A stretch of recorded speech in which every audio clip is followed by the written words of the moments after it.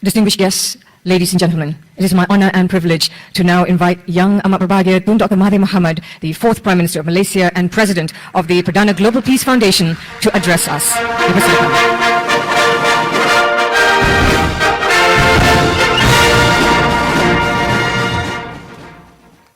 Bismillahirrahmanirrahim.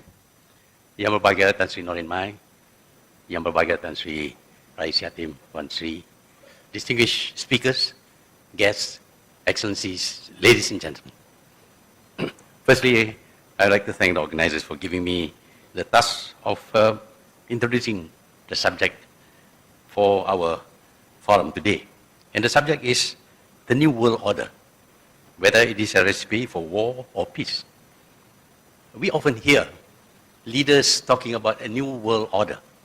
And for most of us, when somebody speaks about a new world order, we visualize a better world, a world where we live a much more prosperous life, free of oppression and the like. But actually, the idea of a new world order is not new. It is very old. And you heard from Tan Sri Norin Mai just now what kind of new world order was first conceived. Basically, it is about having a world government. We should abolish all states, all nations, all borders, but instead have only one world government.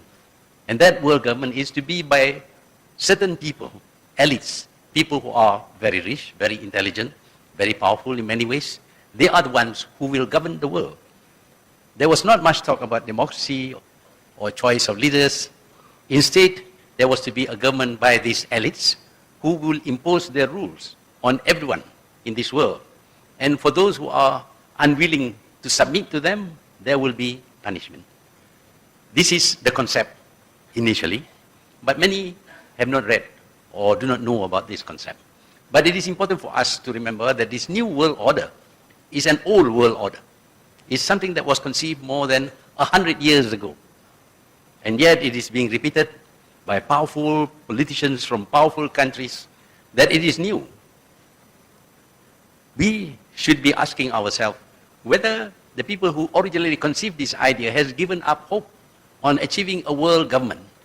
If we study carefully recent history, we will know that there are people who still wish to set up a world government where this government rules the whole nation, the whole world without regard for nations or states.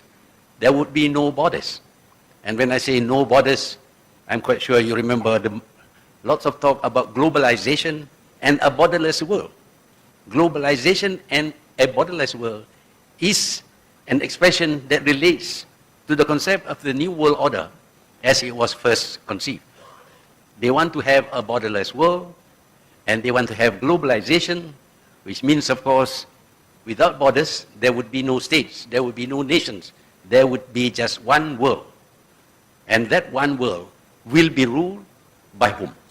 There is no mention that it will be ruled democratically by election of leaders. That is left unsaid. But what we do see is the dominance of the people who enunciated this new world order. If you look carefully, we see that to a certain extent, this new world order is already with us. We live in a world today that is dominated by the powerful, the mighty, the people with the guns.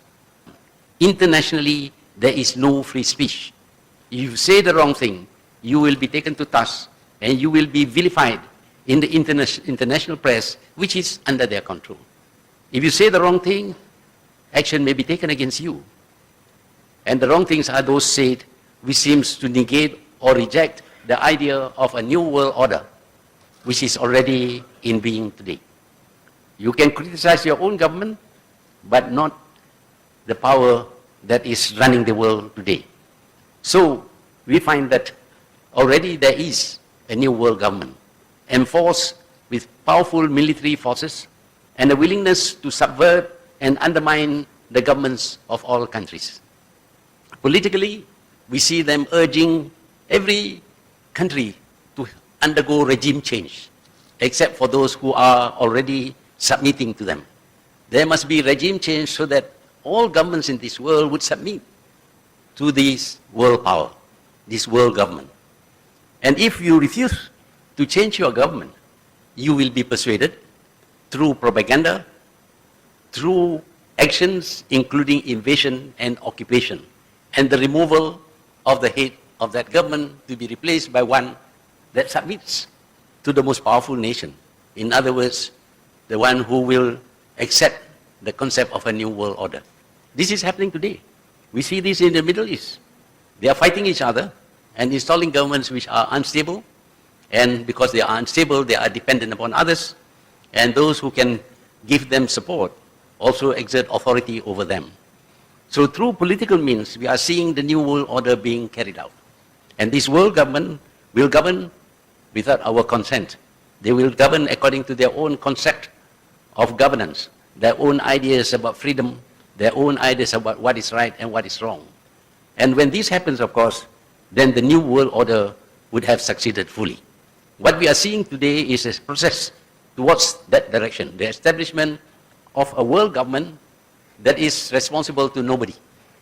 We would have no choice at all as to who should rule this world. We have to accept the rulers because they consider themselves as the most suitable people to rule this world.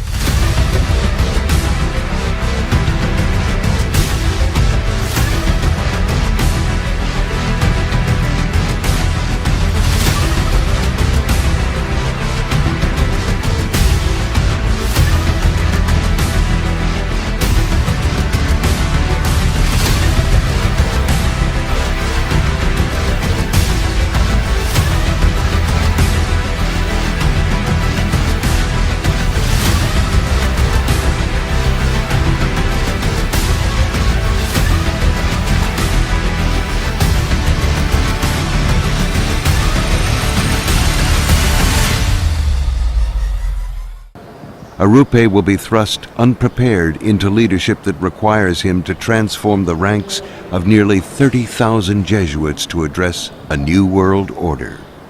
To address a new world order.